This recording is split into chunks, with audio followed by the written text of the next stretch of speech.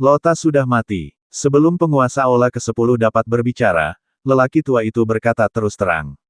Master Aula ke-10 sedikit terkejut, lalu mengangguk dan berkata, Lao Qian benar, Luota sudah mati, dan lampu jiwa hidupnya telah padam.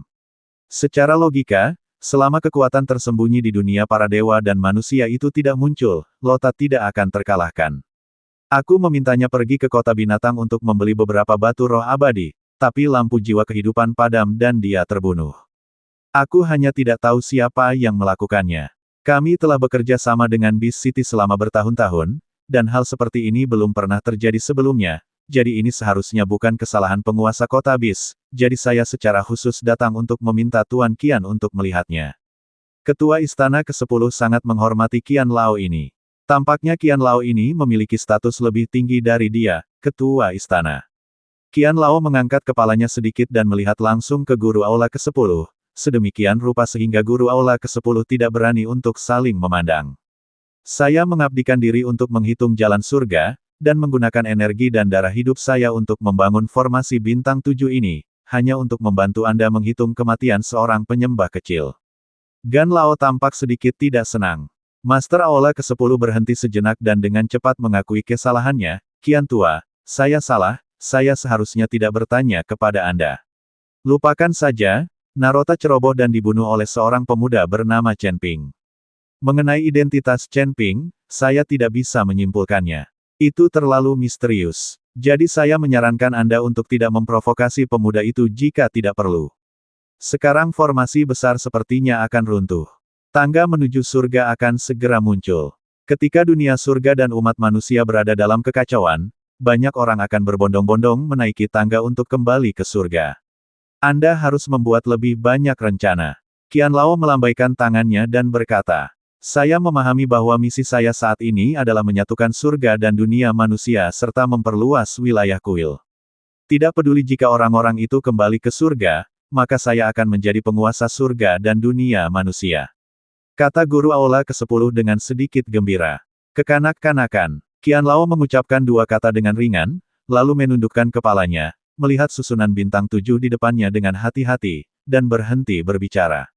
Setelah melihat ini, Guru Aula ke-10 tidak berani tinggal lama dan segera berbalik dan pergi.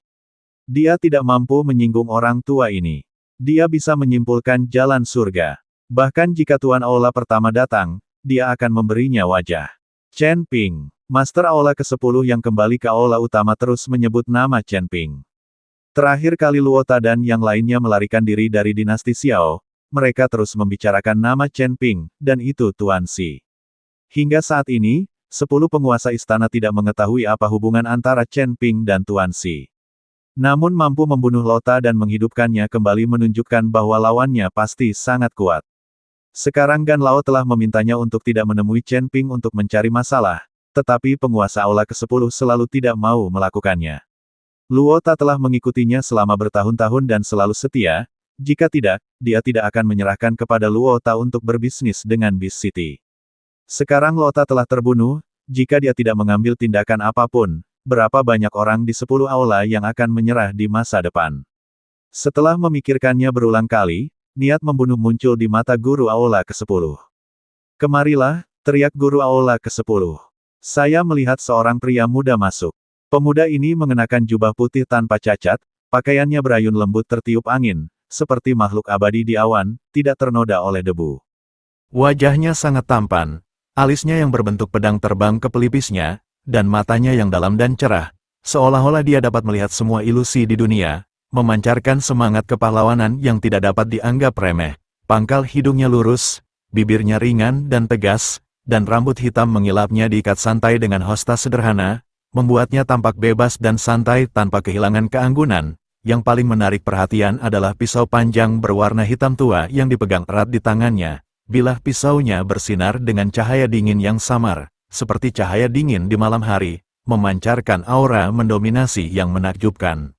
Gagang pisaunya diukir dengan garis-garis rumit dan misterius, sangat kontras dengan jari-jarinya yang putih, membuat pemuda ini semakin tampan dan tangguh. Begitu pemuda itu memasuki aula, bahkan udaranya tampak membeku, dan semua kebisingan di sekitarnya sepertinya menghilang darinya. Hanya dia, dan pisau panjang hitam pekat, yang menjadi kehadiran paling mempesona di seluruh aula. Setelah diperiksa lebih dekat, ada banyak kesamaan antara alis pemuda itu dan alis yang ke-10, tetapi pemuda ini sedikit lebih heroik daripada yang ke-10. Master Aula ke-10 baru saja mengangkat kepalanya dan menatap pemuda di depannya, alisnya sedikit berkerut, dengan sedikit rasa jijik di matanya. Siapa yang memintamu keluar? Guru Aula ke-10 bertanya dengan nada dingin. Ayah? Aku. Diam. Siapa ayahmu? Di aula ini, panggil aku penguasa aula. Sebelum pemuda itu selesai berbicara, Master Aula ke-10 segera berteriak untuk berhenti. Kilatan keluhan melintas di mata pemuda itu, tetapi dia berkata dengan patuh, Tuan Istana, saya mendengar bahwa Luo Chongfeng terbunuh dan saudaranya terluka, jadi saya meminta Tuan Istana untuk mengizinkan saya meninggalkan istana untuk membalaskan dendam Luo Chongfeng dan saudaranya. Mendengus. Tanpa diduga, penguasa istana ke-10 mendengus dingin, apakah kamu ingin membawa wanita tercintamu kembali ke dunia surga dan manusia? Tinggalkan istana yang menindas ini selamanya.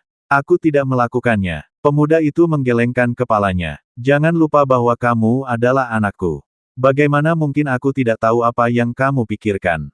Tetapi sebagai putra tertua saya, Anda jatuh cinta dengan seorang kultivator wanita biasa, dan juga terlibat dalam kultivasi ganda, yang menodai darah klan dewa kami.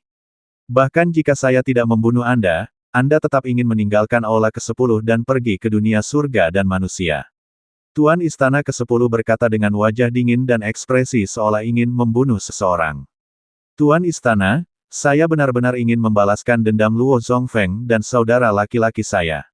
Pemuda itu menundukkan kepalanya, tetapi masih menolak mengakui bahwa dia berpikir untuk meninggalkan aula ke-10. Mata guru aula ke-10 masih menatap lurus ke arah pemuda di depannya, seolah dia ingin melihat ke dalam dirinya. Setelah beberapa saat, penguasa aula ke-10 akhirnya berbicara, Luota hanya selangkah lagi untuk menerobos alam Mahayana dan menjadi biksu abadi. Bagaimana alammu dibandingkan dengan dia? Luo Zongfeng dan saya berada di level yang sama. Saya juga selangkah lebih dekat untuk menembus keabadian, tetapi saya tidak pernah menemukan peluang. Saya ingin jalan-jalan kali ini, dan saya juga ingin memanfaatkan kesempatan ini untuk melihat apakah saya dapat menemukan peluang untuk terobosan. Pemuda itu menjelaskan, Lota telah terbunuh. Jika kamu pergi untuk membalas dendam dalam keadaan ini, bukankah sudah pasti kamu akan mati? Meskipun nada suara Master Aula ke-10 masih dingin saat ini, itu sudah mengandung sedikit kekhawatiran. Luo Gongfeng pada dasarnya ceroboh dan sombong. Jika dia meremehkan musuh, dia pasti akan memberikan kesempatan kepada musuh. Saya tidak akan pernah memberikan kesempatan seperti itu kepada musuh.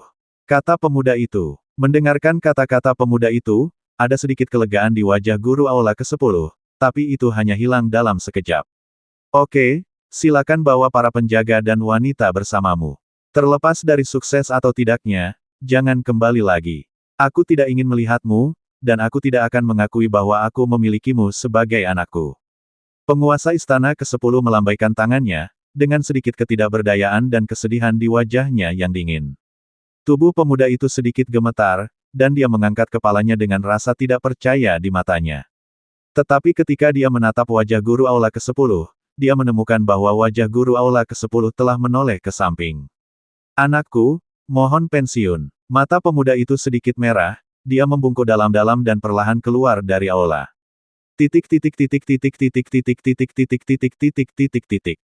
Kota binatang, rumah Yan.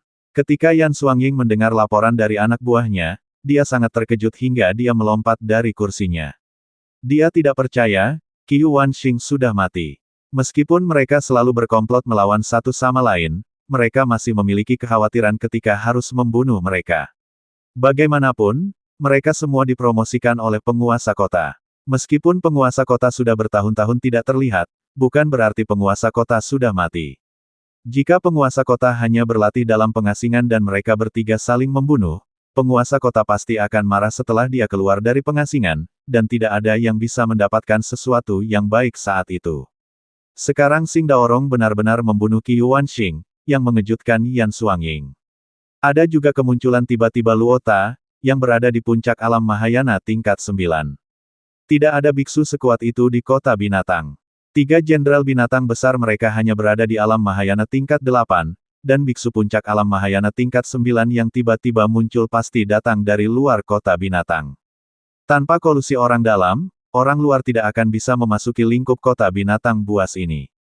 Jadi Qiu Wanxing pasti berkolusi dengan orang-orang dari dunia luar. Yang paling membuat Yan Xuangying panik adalah bahwa seorang biksu Mahayana tingkat 2 telah membunuh seorang biksu Mahayana tingkat 9. Hal yang belum pernah terjadi sebelumnya mengejutkannya. Dalam hal ini, rencananya untuk mendapat untung akan hancur total. Dengan kekuatan Xing Daorong saat ini, dia tidak memiliki kekuatan untuk bertarung dengan Xing Daorong. Apakah kamu mengatakan yang sebenarnya? Yan Xuangying bertanya lagi kepada pelayan itu dengan tidak percaya. Jenderal, itu benar sekali. Tidak ada kebohongan. Saya ditangkap oleh mereka dan dikembalikan. Kata pelayan itu dengan percaya diri. Yan Xuangying kembali duduk di kursi, keringat dingin menetes dari dahinya. Silakan beritahu aku bahwa mulai sekarang tidak ada seorang pun yang boleh memprovokasi orang-orang dari rumah Xing, jika tidak mereka akan dieksekusi tanpa ampun. Yan Xuangying tahu bahwa saat ini, dia tidak punya pilihan lain selain mengikuti Xing Daorong untuk menunjukkan niat baiknya. Qiu Wanxing telah terbunuh. Jika dia tidak tahu apa yang dia lakukan, Xing Daorong pasti tidak akan keberatan membunuh satu lagi. Seperti yang diperintahkan, para pelayan menerima perintah dan pergi. Yan Xuangying memiliki pandangan yang bagus, tetapi kebijaksanaan di matanya telah lama menghilang. Di dunia di mana kekuatan dihormati, tidak peduli berapa banyak strategi yang ada, apa yang akan terjadi. Menerima takdirku.